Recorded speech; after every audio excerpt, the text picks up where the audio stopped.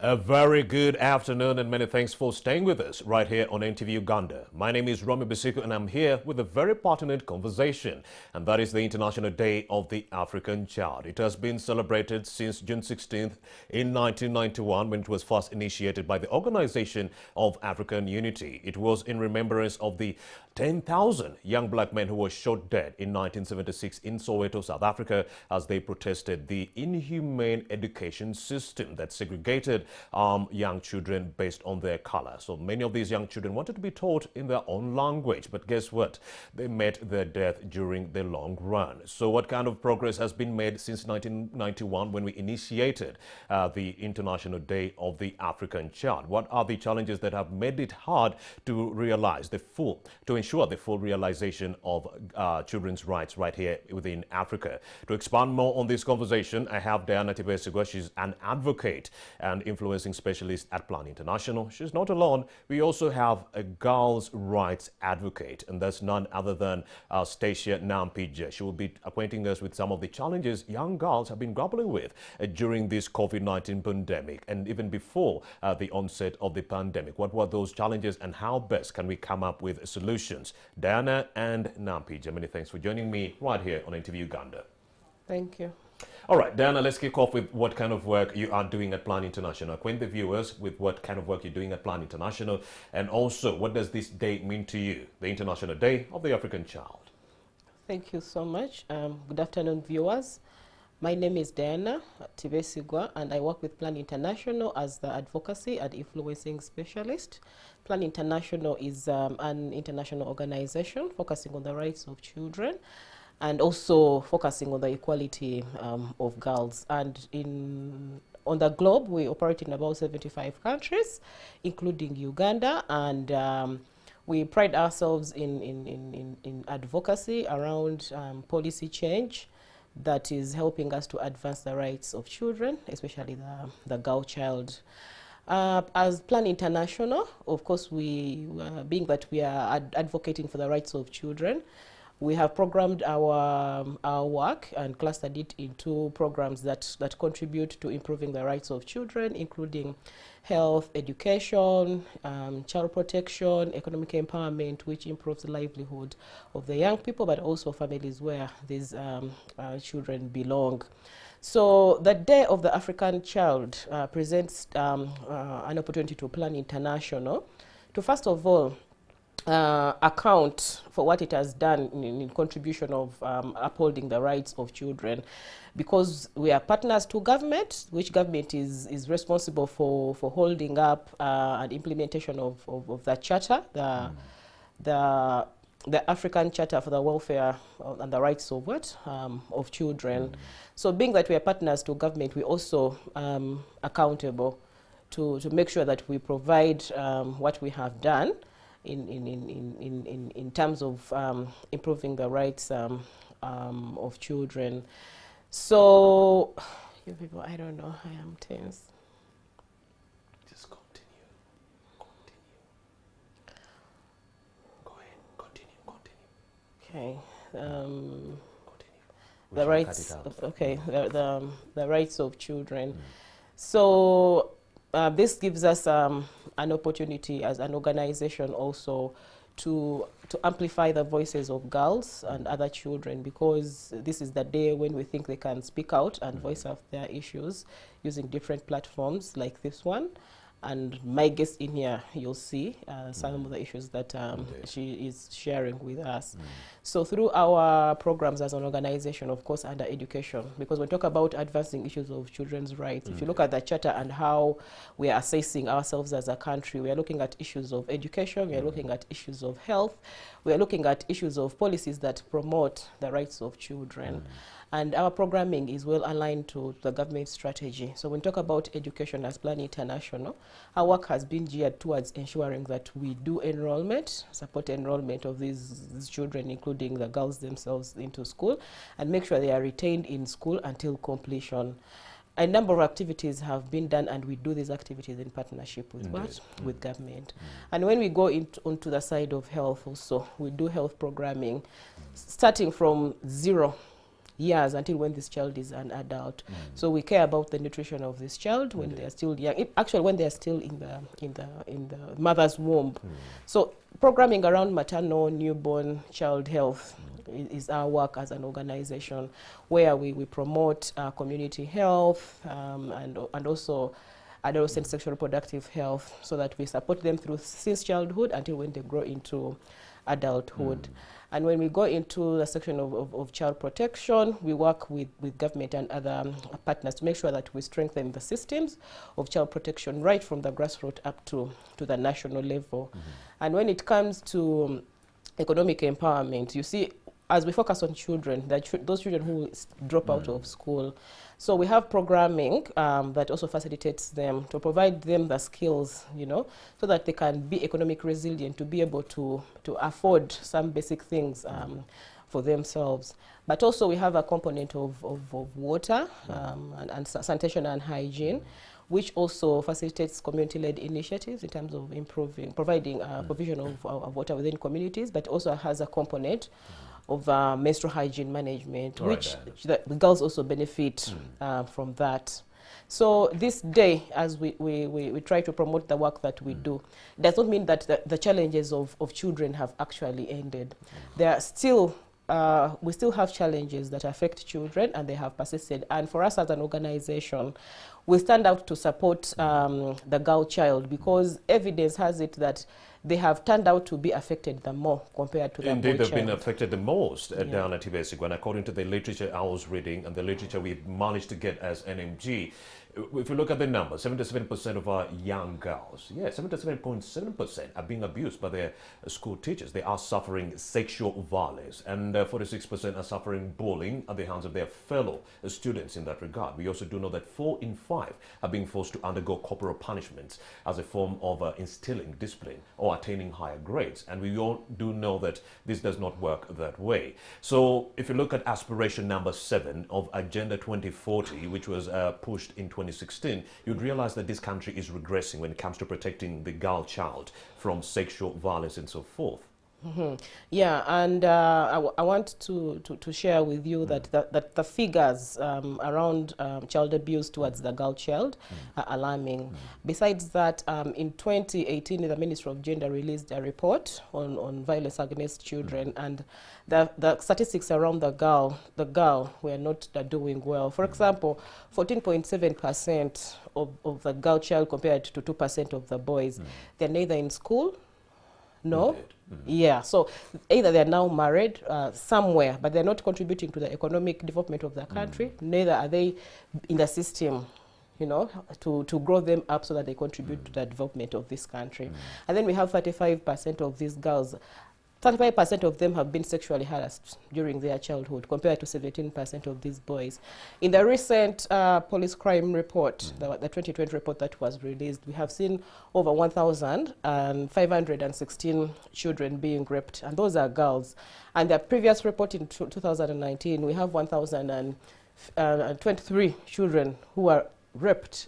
Development cases of 2019, we had around 13,000 cases reports of defilement. Recently, last year in 2020, under Ministry of Health, the antenatal care report through the National Health Information Management System tool, we tried to do an analysis of around 33 districts to run between 0 to 19 years. We have records of them being pregnant, and the lowest district had around 449 children, and the highest had around 5,436 children being pregnant. And these are statistics that are within facilities. So this pandemic, the pandemic, COVID-19 pandemic actually, has helped us to bring out the issues that existed before, because those figures came even before COVID-19. So it's only worse now. Yes, it's only worse now because the situation has made it so vulnerable for these cases just to increase. So, All right, Dana Tibesigwe is an advocate and influencing specialist at Plan International. Now, what better way to understand the challenges that are plaguing young children than to talk about or to talk to one of the young people themselves? And we do have Stacia Nampija. She's a girls' rights advocate at the age of 15 only. Yes, hi, Nampija. Hi. So, what does this day, the International Day of the African Child, mean to you as a teenager? Thank you very much. My name is Stacia Nampija. I'm 15 years old and I'm a girls' rights advocate from Plan International and Somera, Uganda as a scrum agent. This day, as to a girl child, as me, who is standing up for their voices, it means a lot because have been given a chance to stand up for those voiceless ones, for those who have not got a chance to get platforms where to voice out their issues, and two, as it's celebrated by all Ugandan children, it seriously gives or pulls up the power for us to voice our issues and to talk about those contributions that have been put out by the government. Then it also provides an opportunity to the government, then to the international institutes and communities to view out and it also gives an opportunity to the government and international institutes, then communities, to review or renew their commitments to Go ahead, don't worry. to renew. It also provides an opportunity.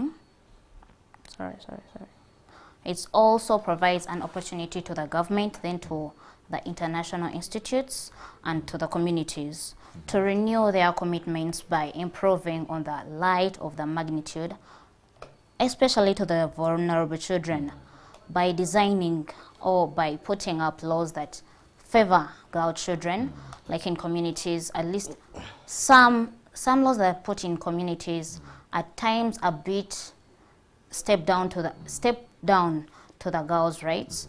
Then it also gives chance to we children to share our experiences with the stakeholders, different stakeholders, since many of them actually watch TV. So if I'm here and viewing out there those issues, it's good for them to hear. Over like 95% should be hearing this because of course, they're watching right and they are taking it's notes right of too. So the conversation will help them inform policy. So what we want to know is that how are the effects of this COVID-19 pandemic affecting the young girls within your community where you hail from? Actually, a lot of concerns have been raised during this COVID pandemic, and due to the lockdown, the lockdown held to the closure of schools.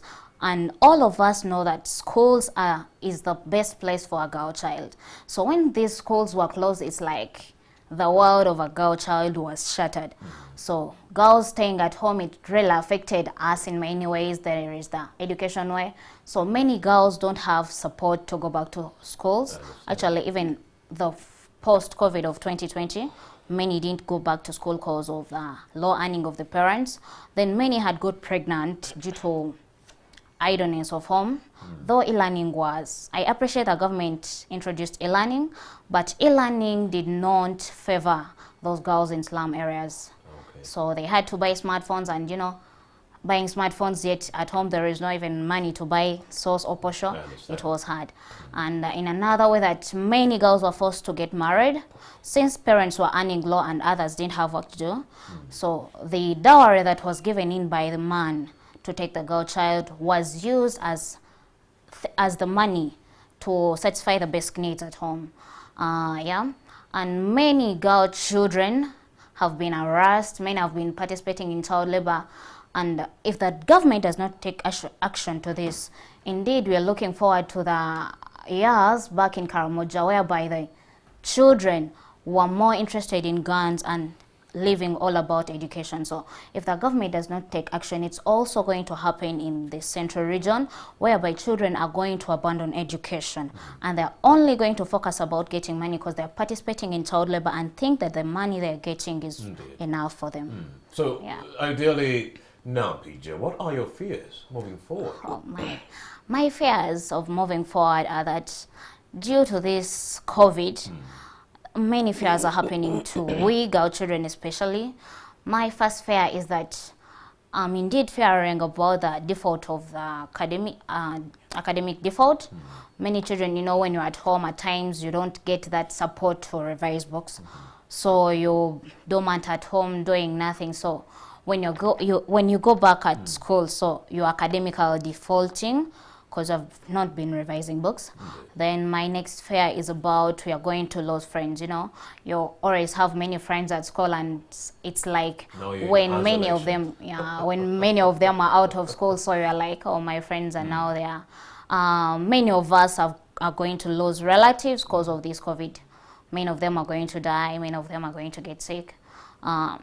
Yeah. In the school setting, when schools were still open, have you ever been a victim of sexual violence? And according to the statistics we were reading out, primary school going children, especially the girls, have been sexually abused by their teachers. 77.7%. 46% of that number have suffered emotional abuse by the teachers themselves, not even the boys in the school setting. Do you know of anyone within that school setting that has suffered that same fate? Even yourself? Actually, indeed, in my school, I haven't experienced that, because actually in my school, I have that motto of she leads and she can lead, because she has to lead. So we always stand up for our rights. We don't let these teachers step on us. But those cases are there? Yeah, the cases are happening, but not in my school. Indeed. All right, thank you very much for that submission. That is Stacia Nampija. She is a girls' rights advocate at the age of 15 only. Well, I started my journey at the age of 8. I'm really amazed. Well, let's also bring in Diana Tibesigwe. Diana Tibesigwe is an advocacy and influencing specialist at Plan International. Let's talk about the burgeoning number of teenage pregnancies and also child marriages that have taken center stage within this COVID-19 pandemic. What are the driving forces there? The driving numbers of teenage pregnancies and child marriages during COVID-19, they're just not coming up during this period. Actually, this problem is coming from way back. COVID-19 is only helping us expose the weak child protection systems that we have in this country. And when we say the systems, we're not only talking about government systems. We are talking about the family, because it's part of the system. We're talking about the policy itself, and then the system through which this child grows. So COVID-19 has only catalyzed and added a few numbers to already what has been existing. Previously, I have shared with you the statistics of how we are faring. And recently, through media and other discussions that we see on radios and TV, we see uprising numbers of defilement, teenage pregnancies, and more children getting married. But COVID-19 also has presented a situation where I think has also created or led to the uprising numbers of teenage pregnancies and child marriages. Remember the first phase of COVID-19, we had all parents being at home, businesses closed, and we know that where we have families that cannot afford, we know that the girl child has already suffered. Either they are subjected into sexual harassment, forced into marriage, or themselves actually forcing themselves to go out there and look for something, where actually the men will not do anything for free. Because of the emotional abuse at home. Exactly. So during this period, we really needed everyone to come together. The parents, the government, to make sure they are supportive enough to have this child being given what they need. The protection systems during COVID-19, especially the first phase, dropped down. The reporting system was down. So even children having spaces, safe spaces where they can report these issues, they failed because we are not working. So in this second phase where we started having the systems coming back, we are now seeing some cases being reported, but still there are a number of them that have not been reported. But also issues of child marriage and teenage pregnancies, we take them back to parenting. That these children got pregnant or they got married in the hands of their parents or caregivers, not only parents, but parents and caregivers, and within communities. But those communities have socially accepted these children because seeing so many girls getting pregnant in your community, you have to be concerned. But the leaders within those communities are no longer concerned. A policeman can even pass a pregnant girl and they will not do anything about it. But also the system is failing us. For example, issues of defilement that are being reported. I want you to go to police or in court and find out how many cases have been successfully handled within court. And many of them are mediated outside. Exactly. And meaning then, the perpetrator pays off the money and he has a chance to do the same to another girl because it's court-free. Exactly. And I can so the justice system is failing our girls. Exactly, it is failing our girls. But also, I think we need to make sure that we involve different institutions, especially culture and faith institutions, because they're key players in making sure that we demystify. But before we go to those other stakeholders, let's focus on what you are doing as Plan International when it comes to improving this situation. We'd like to know what kind of activities you've expedited to actually see that you alleviate the challenges that these young girls are grappling with. Yes. And we are talking about issues of teenage pregnancies and child marriages. Of course, we have engaged parents on and training them in parenting, because as much as someone thinks that parenting is very easy, it is being discovered that parents actually don't know what to do. That's why you see government came up with the parenting guidelines, because they need to guide well on how better to handle your children, give them the basic needs, involve them in homework, which is not abusive, and go ahead, Dan. Involving them in domestic work, which is not abusive, but also being involved in their lives, so that you get to know what is happening around their lives. So we have engaged parents, but we have also empowered the girl child themselves to speak out. You have heard from Stacia that in her school, because she's a child advocate, they have not had a number of cases in terms of child abuse. So we are doing this with youth organizations, but also working in schools through school clubs and other platforms within the schools to make sure that they learn from themselves as peers, giving them information so that they have all the information and they can have informed decisions, you know, with all the information that they have about their life.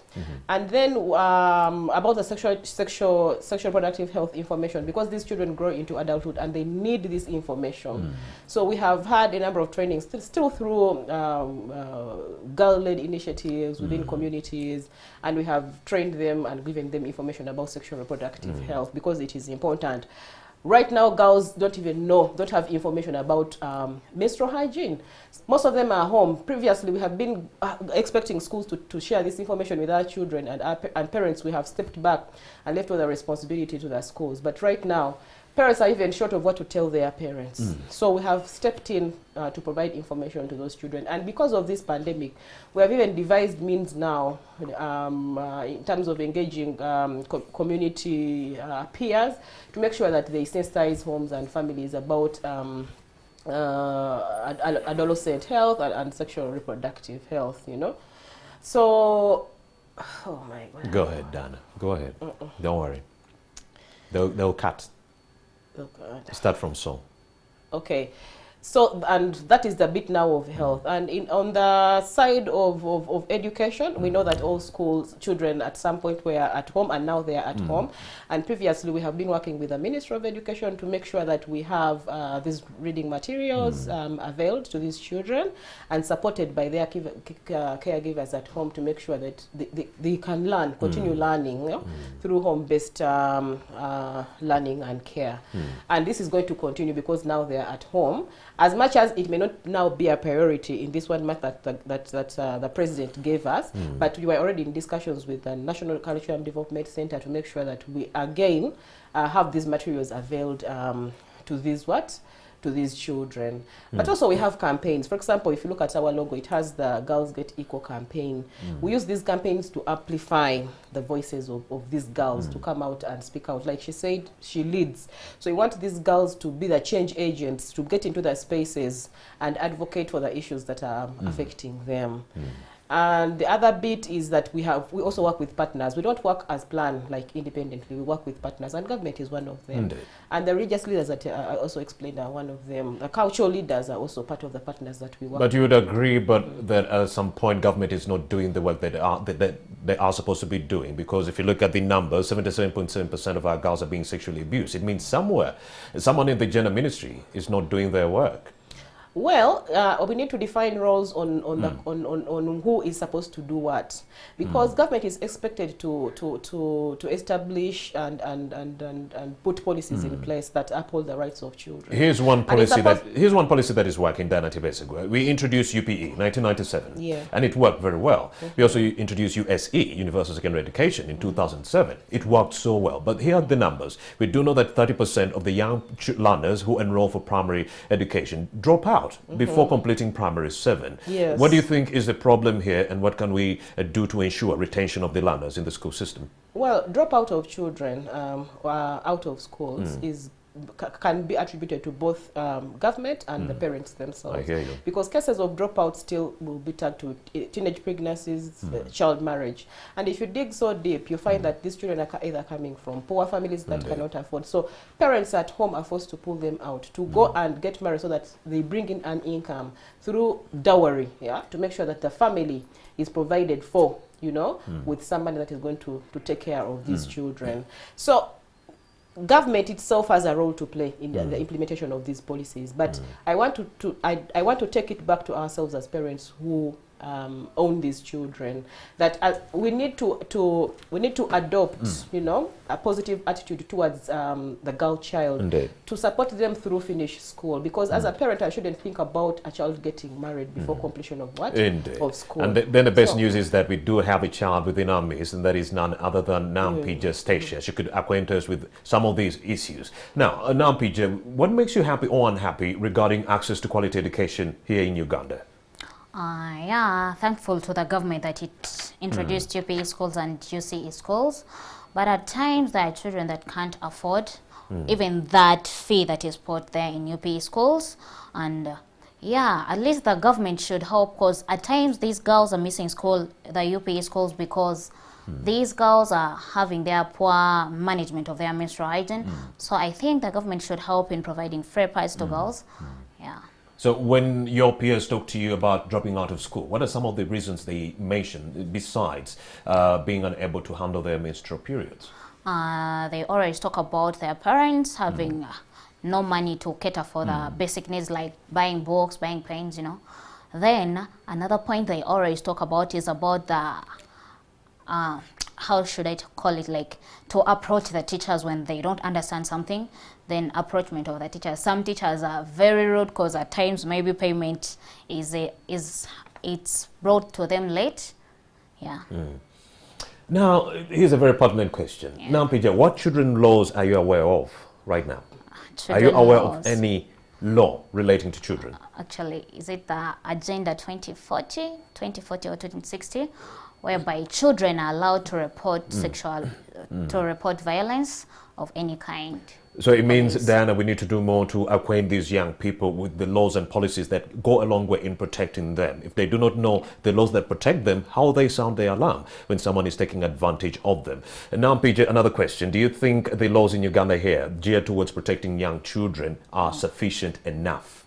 Indeed, if they were sufficient enough, violence couldn't be as high, alarming as it is right now. Go ahead. But they're not enough, and they are insufficient right now, as we speak. And to the government, I think it should put other laws, and to not only to put other laws, but to even implement the ones that are available right now. Yeah. All right, Diana, when you talk about the rights of girls, what about the boys? Of course, we're not forgetting the boy Indeed. child. Let's talk about them. We're not forgetting the boy child, and in our programming, of course, we work with them because we need them to grow up knowing that they have to support the growth of the girl child. However, like I explained in the previous, that statistics have come out to prove that the girl child is affected the more.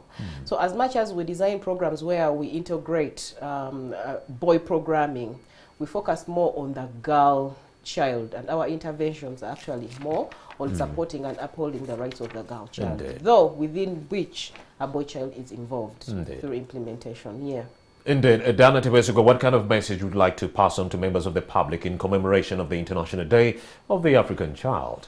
Of course, in commemoration of the International Day of the African Child, the fact that all children now are at home, we want to call upon parents to take good care of their children.